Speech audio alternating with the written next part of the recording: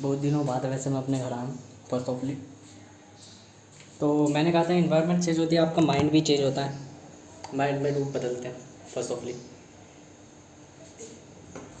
मैं थोड़ा ऐसे ही हूँ, केमिस्ट्री मेरी चेंज है, धूप में ही आता हूँ मैं ज़्यादातर। ठीक है, क्यों मुझे धूप में इसलिए आना पसंद है क्योंकि जब मैं धूप में आता हूँ साइकिल वाइकल चला के तो मेरा दिमाग ऐसे कर रहा होता है, तो धीरे धीरे वो सांस का रिथम मुझे ऐसा लगता है जैसे संगीत बज रहा हो, तो वो मुझे बहुत फेवरेबल लगता है फर्स्ट ऑफली। ठीक है, फर्स्ट ऑफली बहुत फेवरेबल लगता है, मज़ा आता है उसमें इसलिए। और अब मैं जैसे कि वर्क भी करूँगा कि भाई मिल रहा है मौका, मौका मिल रहा है तो मौके को छोड़ो मत। मौका क्या मिल रहा है कि भाई फ्लिपकार्ट में बिन उसके फेस के डिलीवरी कर सकते हो, साइकिल पकड़ूँगा फर्स्ट ऑफली। एक दिन लगेगा, 2 दिन लगेगा, कमर दुखेगी, तीसरे चौथे एक आदत पड़ जाएगी। मैंने संघर्ष से कभी नहीं भागा, बल्कि आई लाइक डू संघर्ष, I like do struggling. Struggle मुझे पसंद है रियलिटी में, जीवन में। फर्स्ट ऑफली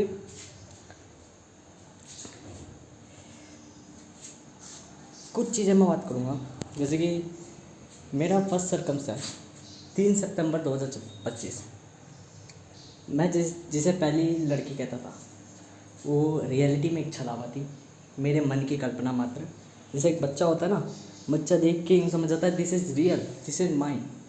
नो, हकीकत में क्या था, आज मैंने एक लड़की और देखी जाता हूँ, स्कूल से जा रही थी वो भी अपनी, तब मैंने देखा जो उधर वाली वो अलग है, यो अलग है।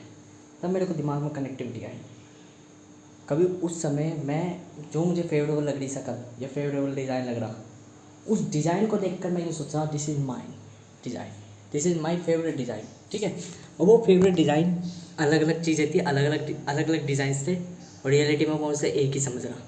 डेट मीन मेरी मात्र एक कल्पना थी, वो कोई रियल पर्सन नहीं था वो। ठीक है, इसका मतलब क्या कंक्लूजन निकलता है कि वो रियल पर्सन नहीं था। ये हो गया साइड। मैं बात करना चाहता हूँ मनी पे रिलेटेड। क्या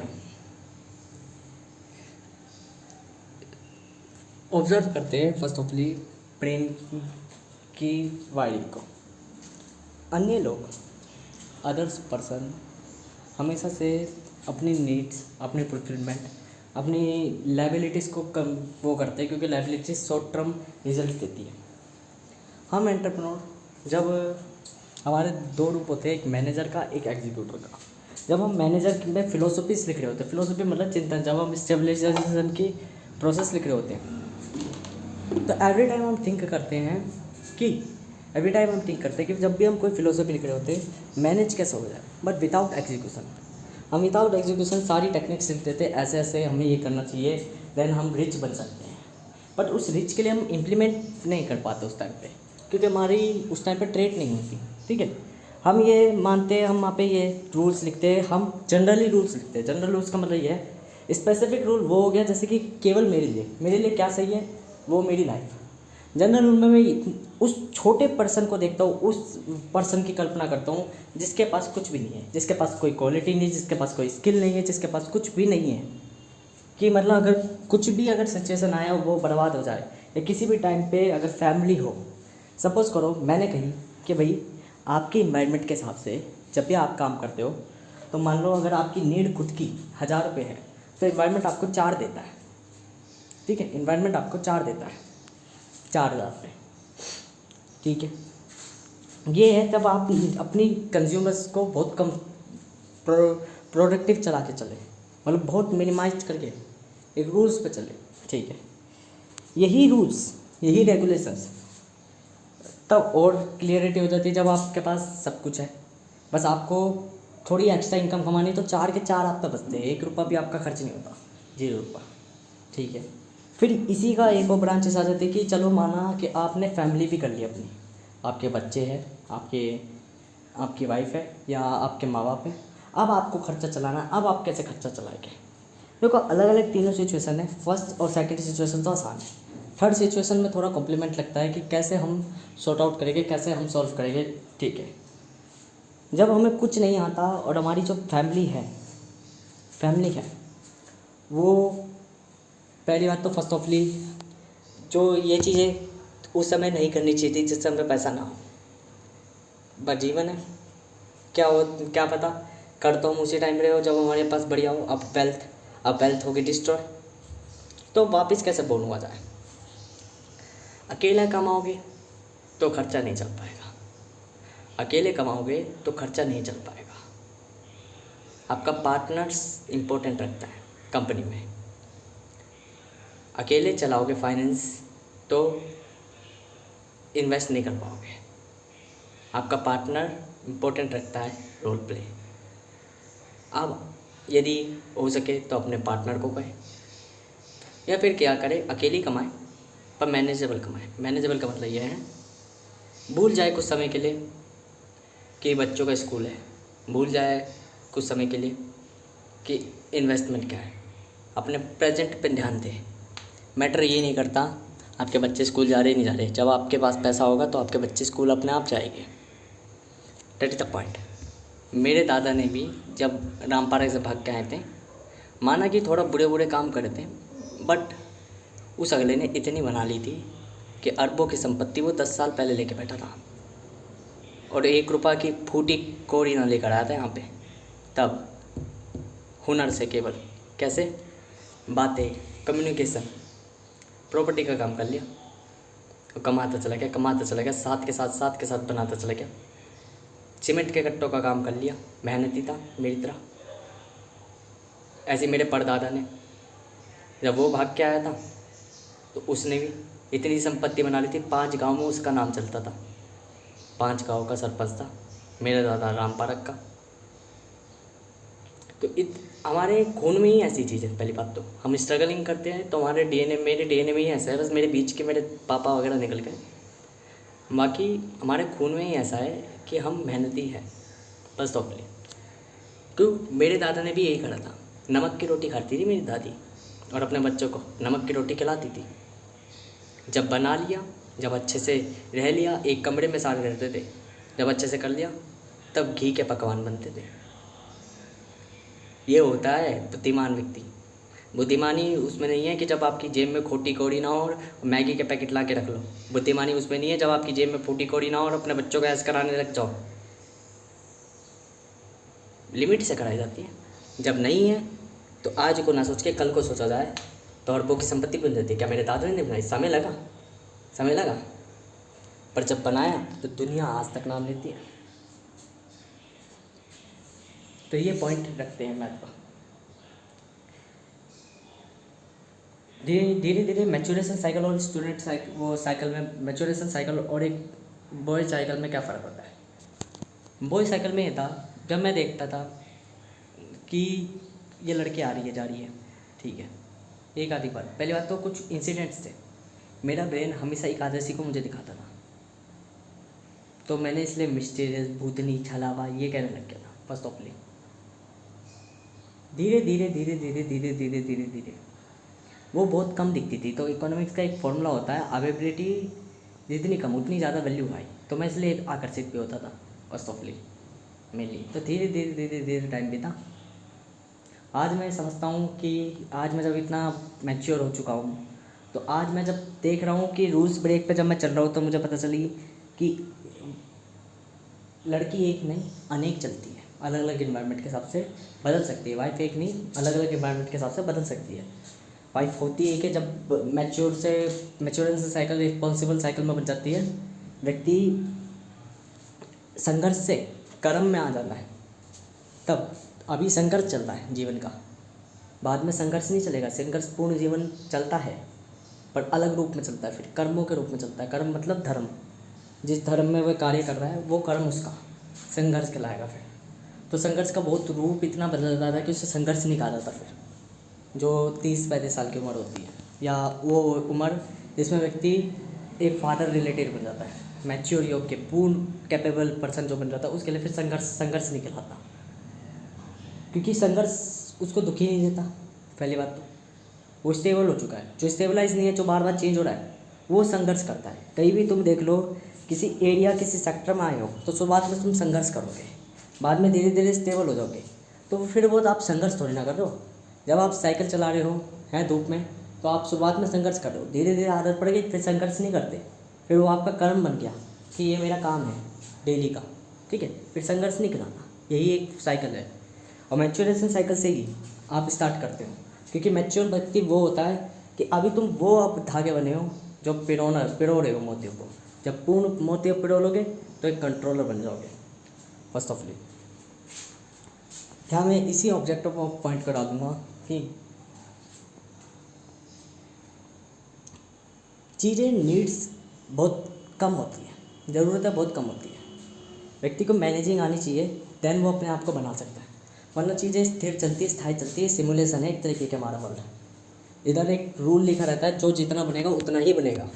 बट इस रूल्स में हमें कुछ लूपहोल्स मिल जाते हैं। लूपहोल्स का मिल जाता है जैसे मेरी जैसी बीमारी बार बार सवाल ऑब्जेक्शन पूछती है, आई एम नॉट अनसेटिस्फाइड, वो आई एम नॉट सेटिस्फाइड।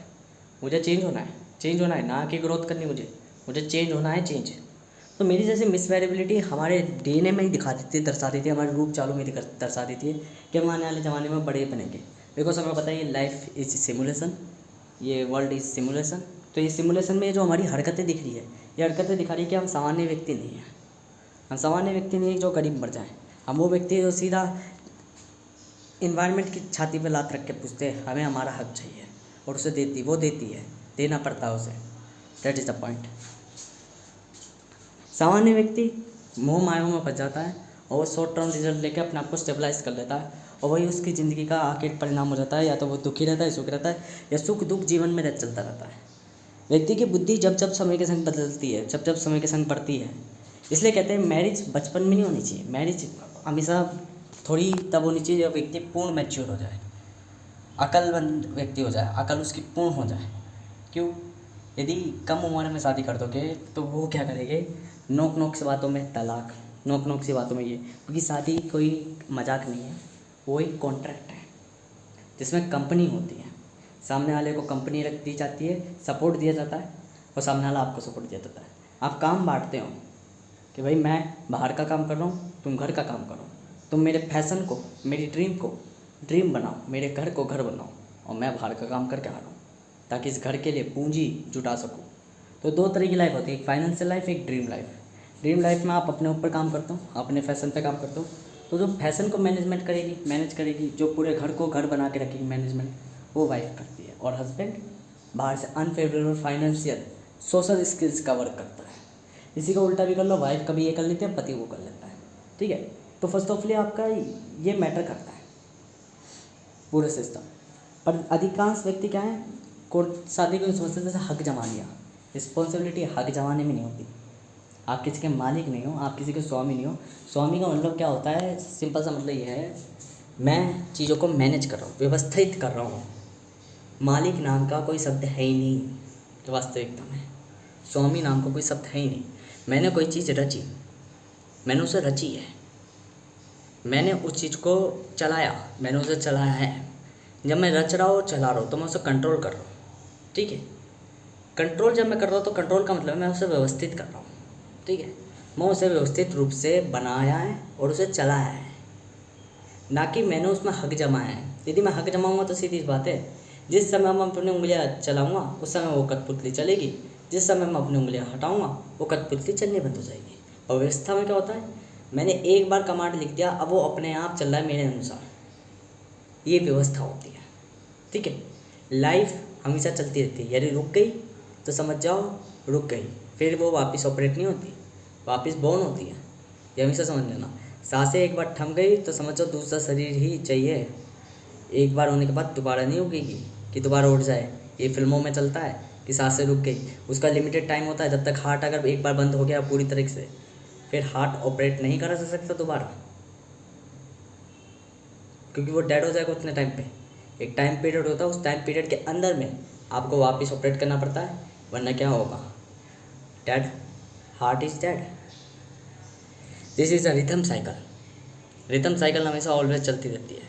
तो क्या अब मैं हर बार उंगलियां हिलाता रहूँगा? नहीं, मैं व्यवस्थित कर दूँगा, वो अपने आप चलेगी। तो इधर मैं मालिक तो हूँ नहीं, मैं कंट्रोलर तो हूँ, मालिक नहीं हूँ। मैं केवल व्यवस्थाओं को व्यवस्थित कर रहा हूँ। मैं मोतियों को सिर्फ पिरो रहा हूँ, स्वयं मोती नहीं हूँ कि मोती रूपी चला रहा हूँ।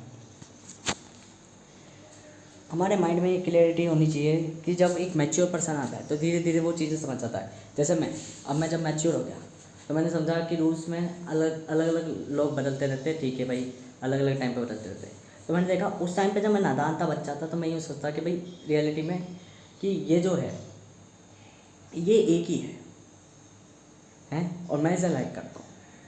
पर धीरे धीरे धीरे धीरे धीरे अब जब मैं मैच्योर हुआ तो मुझे समझ में आया वो एक नहीं थी, वो अलग अलग रंग थे जिनको मैं एक रंग समझ रहा था। और वो अलग अलग रंग अलग अलग सिचुएशन थे, मतलब वो एग्जिस्ट ही नहीं करती थी जैसे मैं समझता था।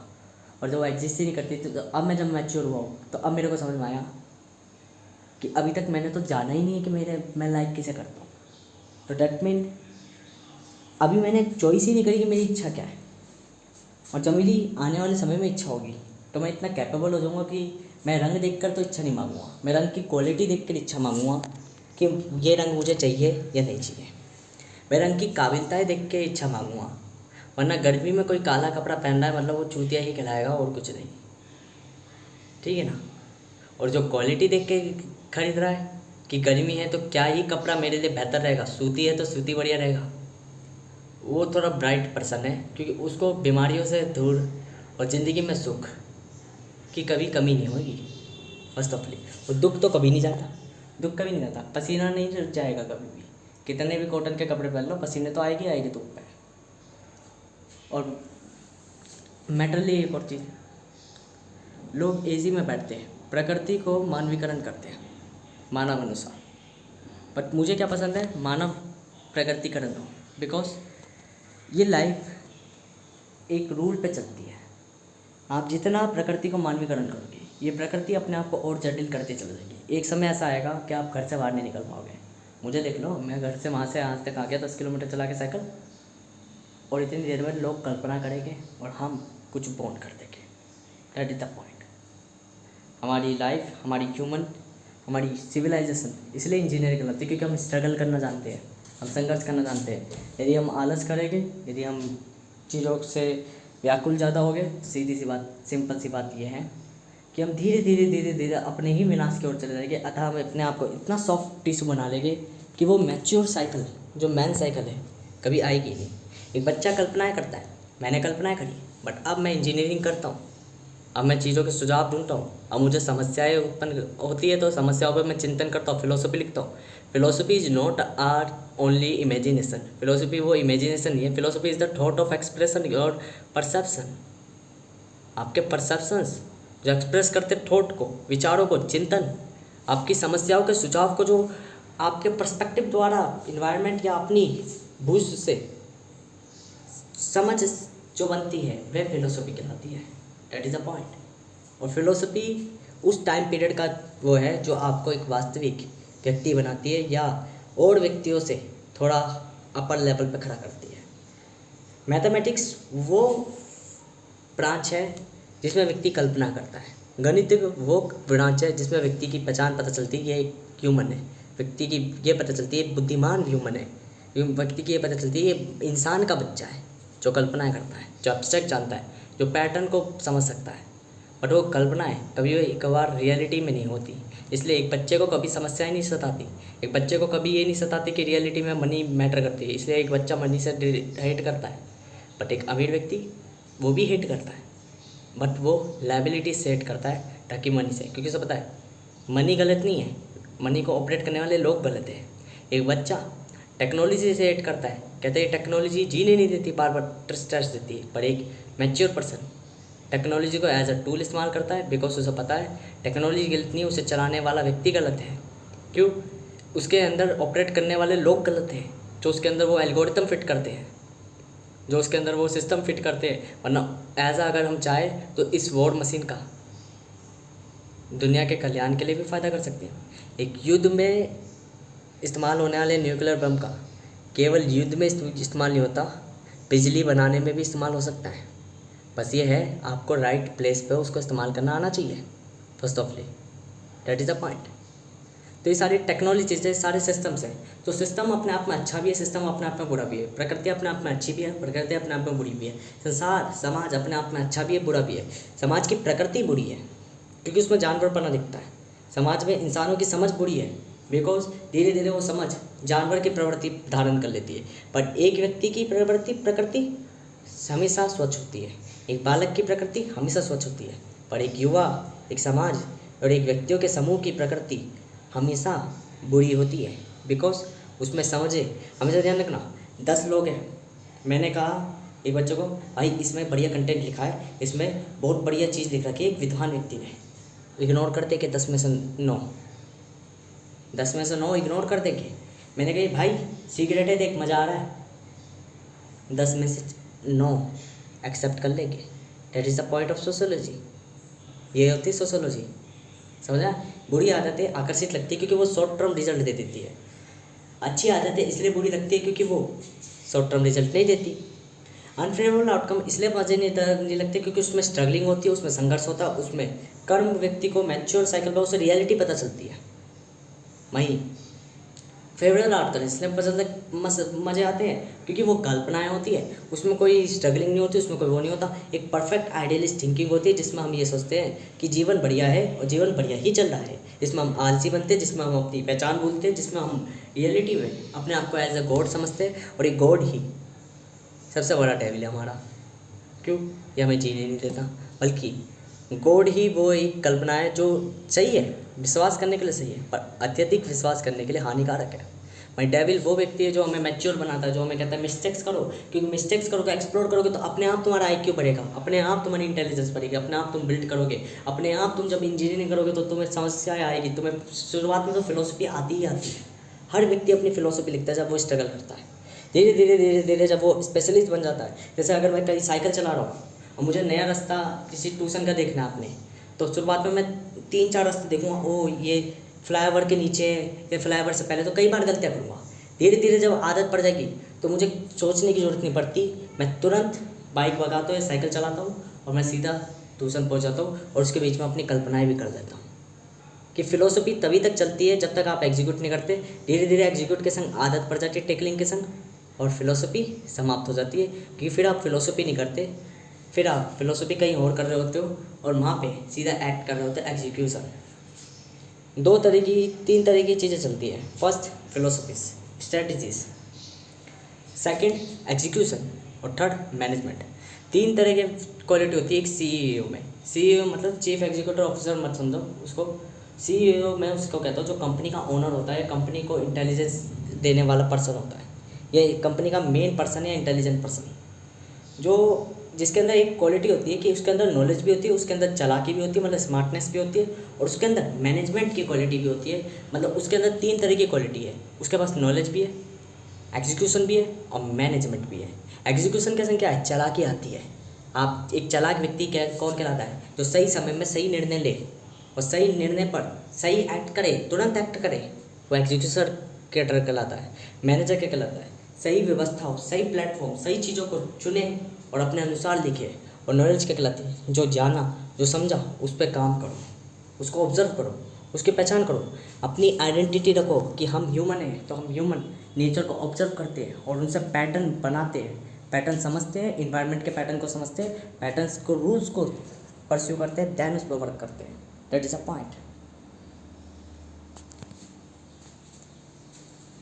और मैं एक एग्जीक्यूटर जब भी कोई मैनेजमेंट की टेक्निक बनाता है उस रूल्स एंड रेगुलेशन में, देखो फर्स्ट ऑफली जब भी मैं कहीं एक नेक्स्ट इन्वायरमेंट में गया तो चेंज इन्वायरमेंट में सबसे पहले मैं ऑब्जर्व करूँगा। ऑब्जर्व मतलब नॉलेज गेन करूँगा, एक्सपीरियंस गेन करूँगा।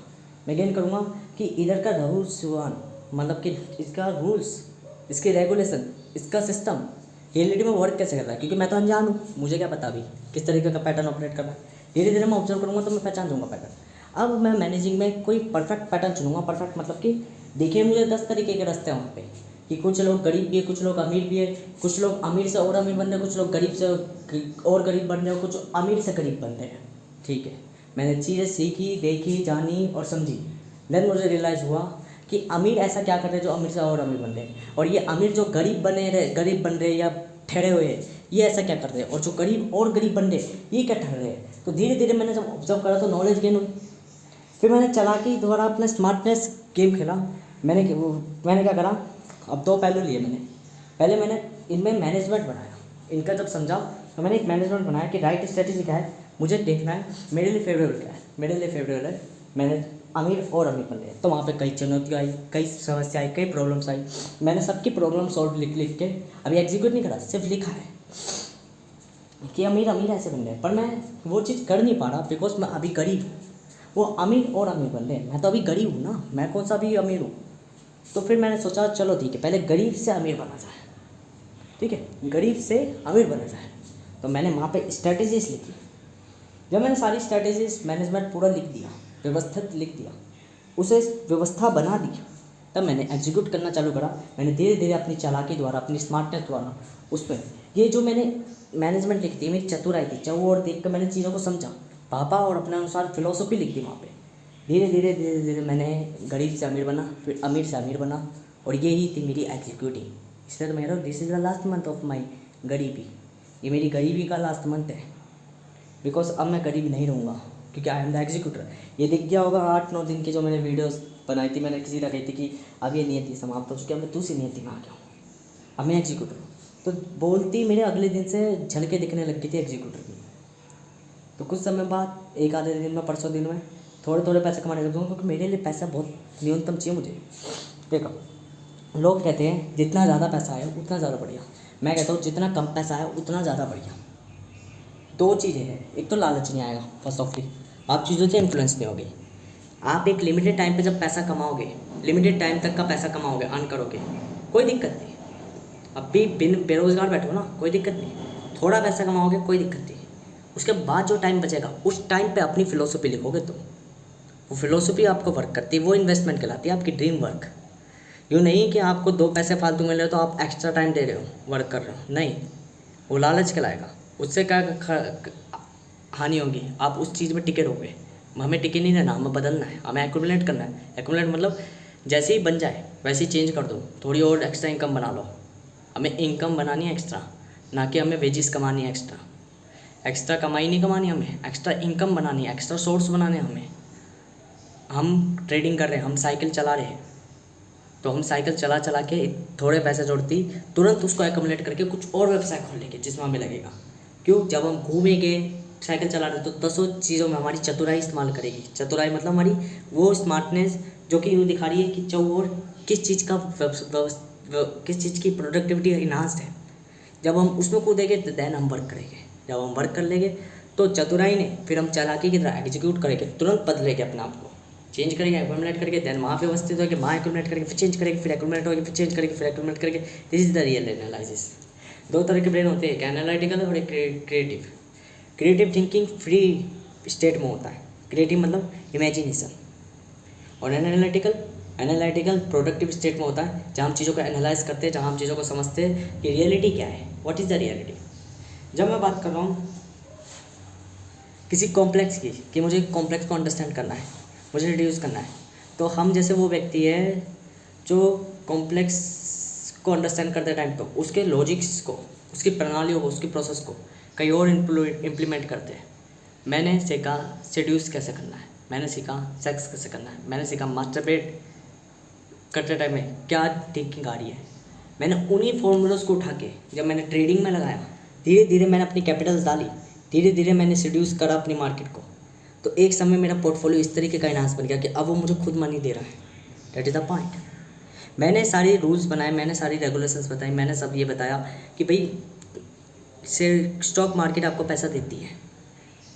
फिर मैं ही खुद पूछ रहा जब मैं एग्जीक्यूट करने जा रहा कि देगी कैसे, 2 या 3% का तो मार्जिन देती है, फिर देगी कैसे। तो मैंने वहाँ पे ये बनाया, ठीक है भाई, मैंने वहाँ पे कहा कि मैं तुम्हें अब वो बता रहा हूँ, ये तो मैंने तुम्हें ये बताया था कि अमीर से अमीर कैसे बना जाए, अब मैं तुम्हें ये बताने जा रहा हूँ कि गरीब से अमीर कैसे बना जाए, कि पहले अमीरी तो पालो, फिर अमीर से अमीर बन जाएगी। तो फिर मैंने वहाँ पर बताया कि भाई पहले कोई लड़की है, अब आपको चूज़ करना है, मेरे पे मनी है, मेरे पे नॉलेज है, मेरे पे सब कुछ है, मुझे चूज़ करना है कि भाई मेरे को कैसे अपने आप को प्रोडक्टिव बनाना है, कैसे मुझे अपने आप को कैपेबल बनाना है कि मैं उस लड़की को अपनी तरफ आकर्षित कर सकूँ, सेड्यूस कर सकूँ। तो क्या होगा, मैं उसके इन्वायरमेंट में जाऊँगा, मैं उसके संग क्या बोलते बातें करूँगा, कम्युनिकेशन ट्राई करूँगा, टैकल करूँगा। ट्राई मतलब कि पहले अपनी तरफ से एक्स्ट्रा एफर्ट दूंगा, पहले धीरे धीरे धीरे धीरे धीरे अपनी क्वालिटीज़ दिखाऊँगा। देन मुझे लगा वो मेरी क्वालिटी को एक्सेप्ट कर रही है, मेरी क्वालिटी को अपना ड्रीम मान लिया, मेरी क्वालिटी को अपना वो समझ रही है। एंड देन मेरे अनुसार मतलब कि मेरी थिंकिंग के अनुसार मेरे को परफेक्ट लग रही है। मुझे पता ओवरऑल परफेक्ट नहीं हो सकती कोई भी चीज़, बट वो उतनी परफेक्ट हो रही है कि ये मेरे घर को घर बना रही है, तो that is my wife. But यदि मुझे पता चल रहा है कि ये मेरे ड्रीम्स का मजाक उड़ा रही है या मेरे ड्रीम्स ओवर कर रही है, मतलब कि मेरे ड्रीम्स को, मेरी उसको फिलोसफी को एज अ सिर्फ इसलिए समझती कि मेरे पास पैसा है, मेरे पास नॉलेज है, या क्या बोलते हैं, मैंने ये जाना कि केवल ये इस चीज़ में फेवर दिखा रही है कि ये पर्सन जो है, जिस तरीके की मैंने थिंकिंग करी थी कि ये थोड़ी सुशील होगी, वो नहीं है। ये केवल इसलिए दिखा रही है कि मैंने अपनी कैपिटल दी और कैपिटल देने के बाद ये मुझे फेवरेबल रिटर्न दे रही है। No, there is not point. तो मैं चेंज कर दूंगा मैं उस इन्वायरमेंट को चेंज कर दूंगा। मतलब ये this is girlfriend not a wife, girlfriend is more. और जहाँ गर्लफ्रेंड है वहाँ स्ट्रगल आएगा, संघर्ष आएगा, हर बार ट्राई करना पड़ेगा। जहाँ ट्राई करोगे वहाँ संघर्ष आएगा, और जहाँ टेकल करोगे वहाँ रिस्पॉन्सिबिलिटी आएगी। जब भी मैं कोई स्पेशलिस्ट फील्ड में काम कर रहा हूँ तो मैं रिस्पॉन्सिबल हूँ, बिकॉज मैं उस चीज़ को मैनेज कर रहा हूँ, व्यवस्थित कर रहा हूँ, स्टेबलाइज कर रहा हूँ। बट जब भी मैं किसी जगह ट्राई कर रहा हूँ तो मैं पहले चेक कर रहा हूँ, टेस्ट कर रहा हूँ क्या ये मेरे लिए कैपेबल है या नहीं। जब मैं कैपेबिलिटी चेक कर रहा हूँ, डैट इज़ माई ट्रायल। और जब मैं कैपिटल चेक नहीं कर रहा, वो कैपेबिलिटी चेक नहीं कर रहा, और मैं उसे स्टेबलाइज कर रहा हूँ, मैनेज कर रहा हूँ, तो डैट इज़ द टेकलिंग पॉइंट। मतलब मैं उसके लिए रिस्पॉन्सिबल हूँ कि अब मैं उसे छोड़ नहीं सकता, अब उसको संग लेके चलना है, स्टेबलाइज लेके चलना है। That is the formation point. Mainly अब यहाँ पे दो चीज़ें और डिपॉजिट करती है, दो चीज़ें और महत्व रखती है। अगर मैं बात करूँ, ये सारा का सर्कमस्टेंस हो गया कि ठीक है, पहले मैं अपनी जान पहचान कर रहा हूँ, तो यही तो स्टॉक मार्केट में करना है। पहले आपको अपनी कैपिटल बॉन्ड करनी है, आपको मार्केट को ये दिखाना है कि आप उसके लिए कैपेबल हो। आप उसको टेस्ट दे रहे हो, टेस्ट क्या दे रहे हो, आप डेली जब भी कुछ कमा रहे हो, कुछ भी कमा रहे हो, कहीं से भी कमा कर ला रहे हो, इनकम बना रहे हो, उस सोर्स को धीरे धीरे करके, पहली बात तो आपकी रिच मेंटेलिटी होनी चाहिए। यदि आप 4,000 कमा रहे हो और 4,000 में से सिर्फ मात्र 500 रुपये लगा रहे हो, तो ठीक है, कोई दिक्कत नहीं, 500 आपको बनाने का, पर टाइम लगेगा, ठीक है। बट यदि आप कुछ भी नहीं लगा रहे तो मतलब आप पुअर माइंडसेट वाले हो, बिकॉज आप एक्सक्यूज़ दे रहे हो वहाँ पे कि मेरे पास पैसे नहीं बच रहे। पैसे बच सकते हैं, धीरे धीरे आप लगा रहे हो, तो आप रिच मेंटेलिटी वही खिलाती है जो एसेट्स क्रिएट करती है, ना कि लाइबिलिटीज़, जो खर्चे से ज़्यादा नीड को पूरी करती है और नीड करने के बाद उसे इन्वेस्ट कर देती है।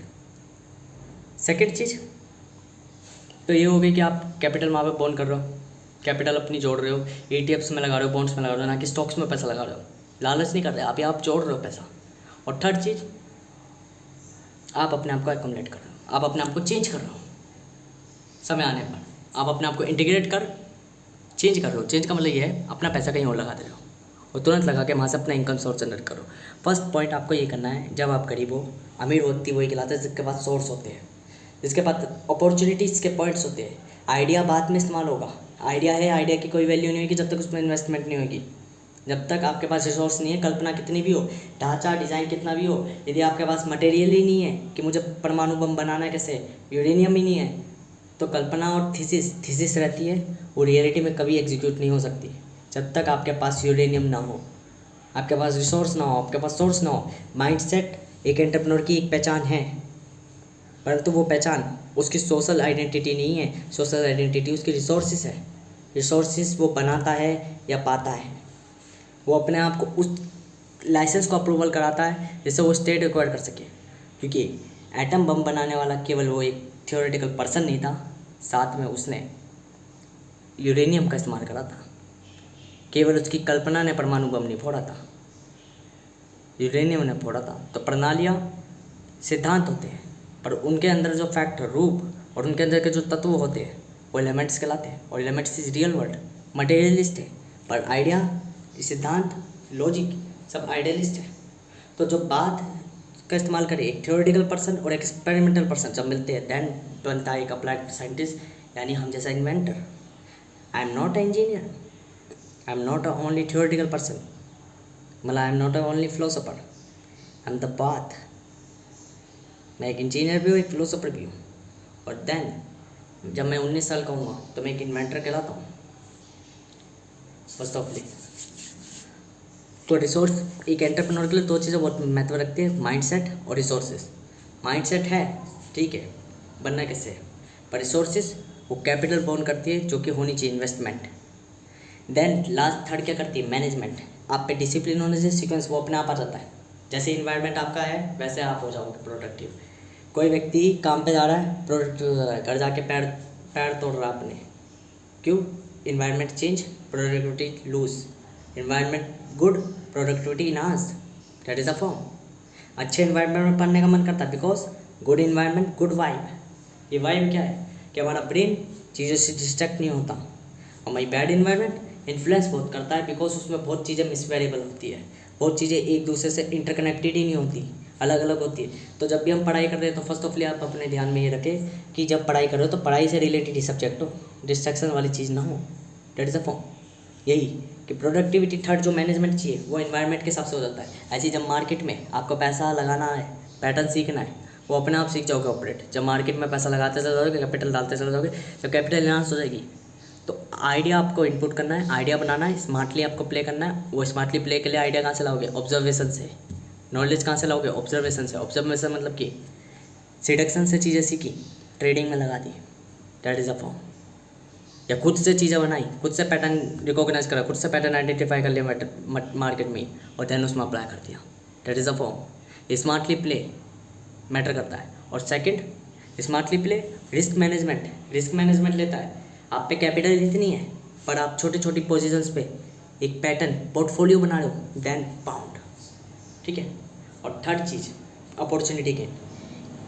हमेशा जब आपके पास कैपिटल होता है सब कुछ हो जाता है। एक अमीर व्यक्ति अमीर ऐसे बनता है वो अपॉर्चुनिटीज़ को नहीं छोड़ता, फिर वो अपॉर्चुनिटीज़ उठाता है। अपॉर्चुनिटीज़ क्या है, मान लो मैंने कहा मैं दुनिया को माल नहीं बेचूंगा बिकॉज मेरी मनी डिस्ट्रीब्यूट होकर लॉस होती है, ठीक है। अब मेरे पास पैसा है, मेरे पास सोर्स है इनकम का। अब मुझे अपनी सोर्स इनकम को इन्हांस करना है बिकॉज मुझे स्टॉक में पैसा लगा के अपने आप को बेहतर बनाना है। तो मुझे वहाँ पे ये नहीं देखना कि क्या बोलते हैं कि मैं यदि अपना बिजनेस में लोगों को पैसा सामान नहीं बेचूँगा, प्रोडक्ट नहीं बेचूँगा तो मैं पैसा नहीं बढ़ा पाऊँगा। मैं वहाँ पे अपनी स्ट्रैटेजीज अपने आप को चेंज करूँगा, मैं वहाँ पे अपॉर्चुनिटी गेन करूँगा। मैं एक तरीके का कोई टेक्नोलॉजी या इंजीनियर्स को हायर करूँगा और वो प्रोडक्ट मार्केट में से पुटअप करूँगा बेचने के लिए। मैं तो कह रहा हूँ यहाँ पे डिस्ट्रीब्यूशन हो गया आपके पैसे, अरे डिस्ट्रीब्यूशन हो रहा है तो कुछ तो आपके हिस्से में आएगा। वो जो कुछ आएगा, मान लो मेरे पे पैसा है अंधा, मैंने एक कार फैक्ट्री खोली या कार का शोरूम खोला और कार के शोरूम में जब मैंने पैसा लगाया तो धीरे धीरे धीरे धीरे धीरे धीरे वो कार मान के चलो मेरी कंपनी से जा रही है 30 लाख की, बिक रही है 70 लाख की। मेरी तरफ 30 लाख की मेरी कंपनी से जा रही है और मेरी कंपनी समेत सारा कुछ खटपिट के मुझे 5 लाख रुपए मेरे पास आ रहे हैं, मेरे पास आ रहे हैं because I am the owner, I am the controller, ठीक है। मैं व्यवस्थित करने वाला 5 लाख रुपए मेरे पास आ रहे हैं एक कार में। अब ये 5 लाख तो मेरे पास डिसाइडेड है ना।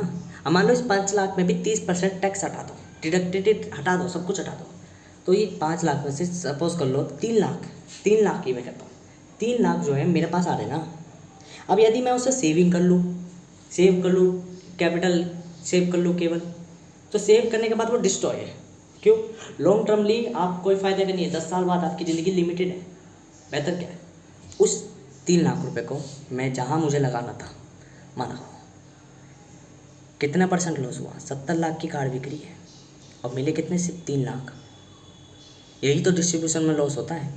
डिस्ट्रीब्यूशन इसलिए तो पसंद नहीं होता बिकॉज रियलिटी में यही है, आपकी मनी ओपन चेन साइकिल में जा रही है, उस लूप में जा रही है जिसमें आधे से ज़्यादा मनी तो घूम रही है।